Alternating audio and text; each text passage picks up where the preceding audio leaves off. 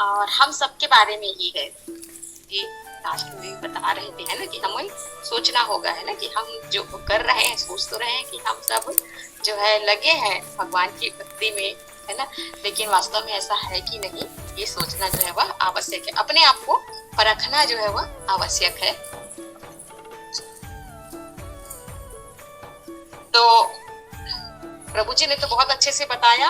मुख्य कुछ बातें ही मैं इसके बारे में बताना चाहूंगी कि हमने पिछले श्लोक में पढ़ा था है ना, पिछले श्लोक जो श्लोका नंबर 37 है, 36 और 37 में हमने पढ़ा था कि मनुष्य जो है क्यों कभी कभी ऐसे पाप कर्म कर बैठता है जो वो करना भी नहीं चाहता है ना। तो कभी कभी ऐसा पाप कर्म क्यों करता है, ये प्रश्न जो है पूछा गया था श्लोका नंबर 37 में और 36 में और 37 में भगवान ये उत्तर देते हैं कि इसका क्या कारण है, क्यों ऐसा होता है। क्योंकि रजोगुण से उत्पन्न जो कामना होती है ना, रजोगुण प्रकृति के 3 गुण रजोगुण के प्रभाव में जब हम आते हैं तो उसके कारण हमारे मन में जो कामना की भावना, इच्छा जो उत्पन्न होती है, वही क्या है, इसका कारण है। हमें कोई इच्छा उत्पन्न होती है और उस इच्छा को पूरा करने के लिए हम क्या करते हैं, ऐसे काम कर बैठते हैं जो हमें नहीं करना चाहिए, है ना। तो इस प्रकार अब ये जो काम की भावना होती है, काम यानी इच्छा, हमारे इच्छाएं, तो ये काम की जो इच्छा होती है या काम होती है, ये इसको बताया गया है कि जो है ये 3 प्रकार के है ना, 3 प्रकार के आवरण होते हैं इस काम के। ये इस श्लोक में बताया गया है कि किस प्रकार, जैसे कोई मनुष्य में ज्यादा होता है, किसी जीव में कम होता है ना, कोई जो है इतना कम होता है कि वो भगवान की सेवा में लग जाता है। तो इस प्रकार सभी मनुष्य में जो ये काम का आवरण जो होता है वो कम या ज्यादा जो है वह हो सकता है। तो सभी जीवात्मा में, जैसे कि इस तात्पर्य में बताया गया है पहले ही लाइन में कि जीवात्मा में आवरण की 3 कोटियां होती है ना। तो ये काम के आवरण की 3 कोटियां होती है। तो कौन कौन से होते हैं ये भी इसमें बताया गया है कि पहला होता है जिस प्रकार अग्नि में धुएं का आवरण होता है ना, इस प्रकार ये उदाहरण दिया गया है केवल कि 3 प्रकार के आवरण हो सकते हैं। कैसा कैसा हो सकता है, तो पहला जो है अग्नि में जिस प्रकार धुआं होता है उस तरह का आवरण हो सकता है ना, जिसमें क्या होता है कि अग्नि में जो धुआं निकलते रहता है तो क्या होता है, उसमें आग तो छिपा रहता है, लेकिन उसमें से केवल जो है अग्नि दिखाई नहीं देता, धुआं निकलता दिखाई देता है। लेकिन अगर हम क्या करें, उसको अच्छे से नियंत्रित करें, अर्थात उसमें हम हवा करें, तो क्या होती है, उसमें से अग्नि जो है वो प्रज्वलित हो जाती है और धुआं जो है क्या होता है, गायब हो जाता है।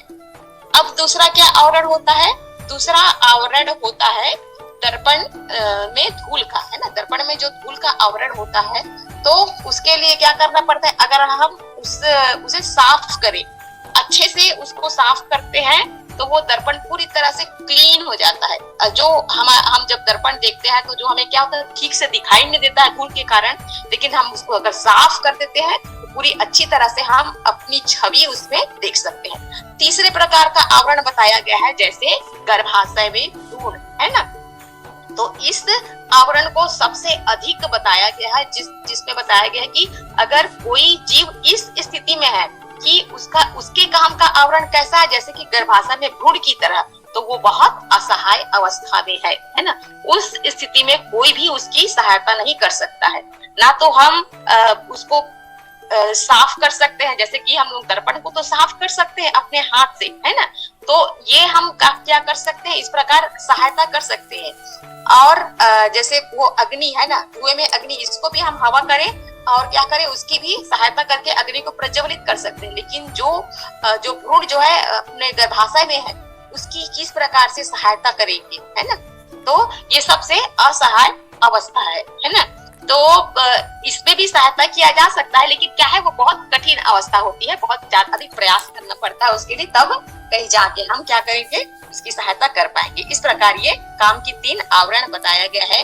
तो ये किस किस के लिए है, जैसे कि अगर हम मनुष्य योनि हमें प्राप्त हुआ है तो समझिए हम किस काम के आवरण की अवस्था में है, जैसे कि अग्नि में धुएं की अवस्था में है। क्योंकि अगर हमें अच्छा जो है भक्ति पूर्ण माहौल मिलता है, सत्संग मिलता है, गुरु का साथ मिलता है, भक्तों का संग मिलता है, तो क्या हो सकता है कि हम वो सब सुने और क्या कर सके, जो क्योंकि हम सभी तो जीवात्मा है, भगवान के अंश है, तो इस कारण से सेवा की भावना और भगवान की भक्ति तो हमारे हृदय में होती ही है, लेकिन इसको क्या आवश्यकता है, इसको सुलगाने की है ना, प्रज्वलित करने की आवश्यकता है।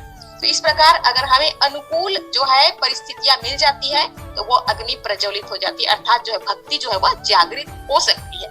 तो ये मनुष्य जीवन में ही संभव है ना। दूसरा जो है वो क्या है कि जैसे दर्पण में धूल है ना, दर्पण में जो धूल होता है इसमें थोड़ा अधिक सहायता करने की आवश्यकता है, और इस स्थिति को कहा जाता है पशु पक्षियों की, है ना।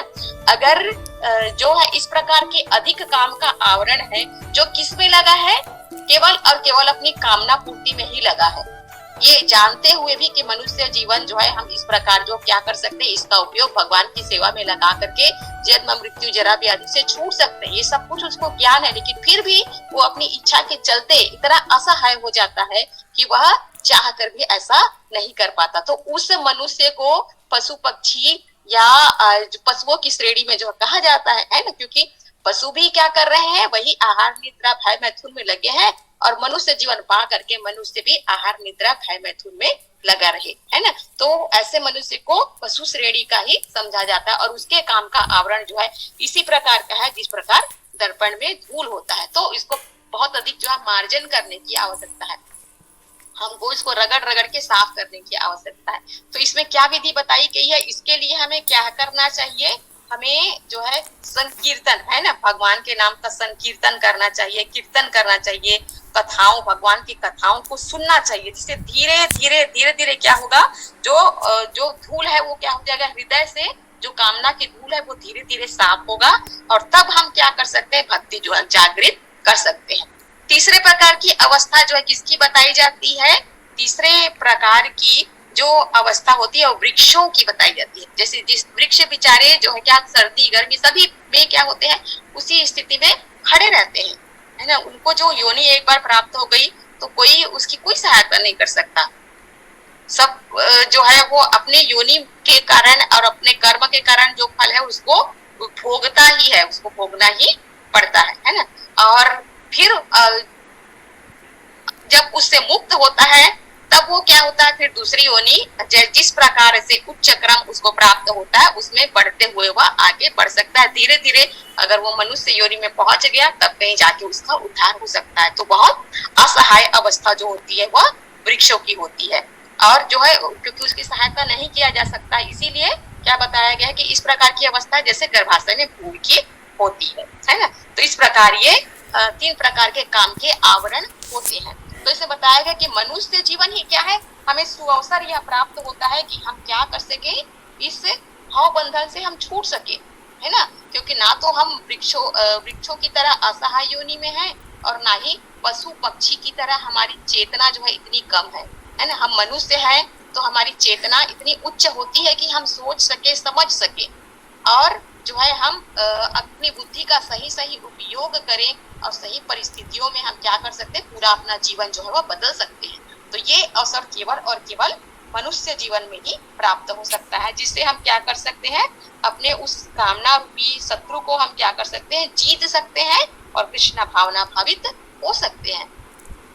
तो इसीलिए हम सभी मनुष्य हैं, तो हमें क्या प्रयास करना चाहिए कि हम इस तरह अपने काम को क्या करें, जीते, अपनी इंद्रियों को अपने नियंत्रण में रखें, और इस प्रकार हम उसको भगवान की भक्ति में लगा सके। हमें यही प्रयास जो करना चाहिए।